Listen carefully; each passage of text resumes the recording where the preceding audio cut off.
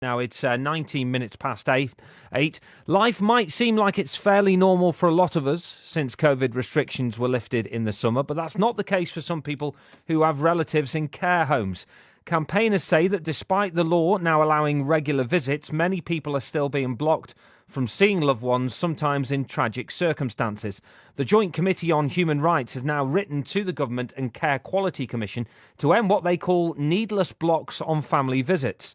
One of the Merseyside-based co-founders of Rights for Residents, Diane Mayhew, joins me now. Hello, Diane. Hello, Paul. How are you? I'm okay, thank you. Thank you very much for joining us. Is this just one or two care homes that we're talking about that are being a bit difficult, or is it more widespread than that?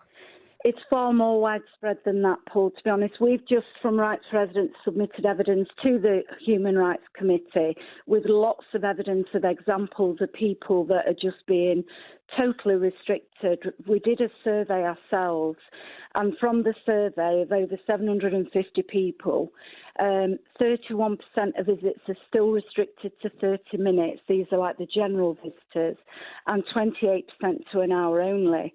4% are still getting window visits, and 12% can only visit outside, so outdoors. But what's more worrying is that despite the government saying that every resident should be able to nominate an essential visitor, so one person, a family member or a close friend who has a shared history with them, who can visit under any circumstances, even during an outbreak, almost a quarter of people that asked for that status had been refused.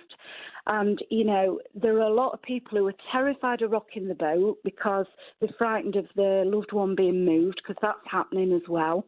If they challenge the decision of the refusal, then all of a sudden the care home can't meet the needs of their loved one anymore. And as you can imagine, when you've got someone with like advanced dementia or, you know, it was in a very difficult situation health-wise, to move someone at that age and in that condition is critical. So they're damned if they do and they're damned if they don't. And the Human Rights Committee, Jeff, partner, gave evidence in May, and so did the CQC. And Harriet Harman asked the CQC, she was already concerned that the visits weren't being monitored properly, and she asked them to collect and publish live data on the levels of visits in every home, and to also divulge the complaints that they'd received and how they'd been resolved. Now, she's had to write to them again because that's just not happened. And neither has the request for them to work with the government to implement a new complaints process so that residents are guaranteed anonymity, and therefore, you know, there'll be no repercussions if they do raise the alarm. But again, that's not happened. Yeah. Are there any national restrictions still in place, or is this very much at the discretion of the individual care homes? It's very much at the discretion of the individual care homes, Paul, and that's the problem. Our petition that we delivered in September, we wanted that legal right because the government guidance does instruct care homes to allow essential visitors, but it is at their own discretion.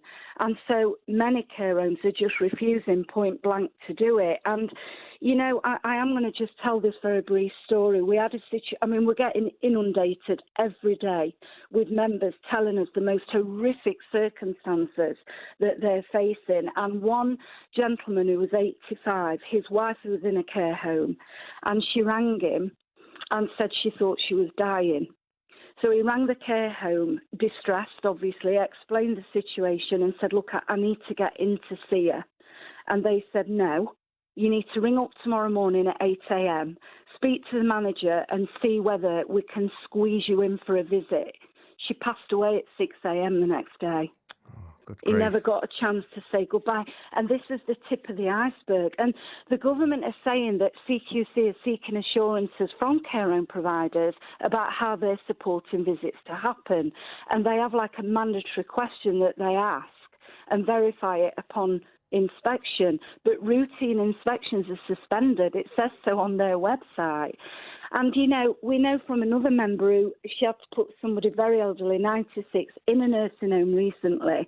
She asked the question, are visits allowed? And they said yes. So they moved her into this nursing home only to find that these visits were half an hour a week.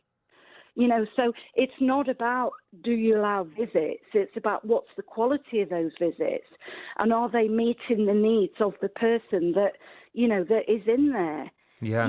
These people are end of life, Paul. They don't have time to wait for, the CQC to go in and inspect. They need urgency now. And of course, the frustration is there because you can see the vast majority of society getting back to pretty much normal while all this is going on. Are you confident you might get somewhere now the Joint Committee on Human Rights is involved? I hope so, Paul, because when the government wrote back to us when we delivered our petition, they said currently plan to legislate to enable visiting. But with the Human Rights Committee on our side and all the evidence that's been given, not just from Rights for Residents, but Relatives and Residents Association and other charities, John's campaign, there is so much evidence to show that despite them saying that, you see, the government just keep repeating the same mantra that care providers should be enabling these essential visitors. We know that. The fact is they're not. So what are they going to do about it? Well, good luck with that, and thank you very much for joining me this morning. Take care, Diane. Oh, thank you, Paul. Thanks. That's Diane Mayhew there, Rights for Residents. If you want to talk about that on our phone in, are you still not getting access to a loved one in a care home? Or is it, perhaps a fleeting half an hour visit that you don't feel is good enough? Please do give us a call and let us know your feelings on that one. It's 8:25. Now, how are you getting on with your Christmas shopping?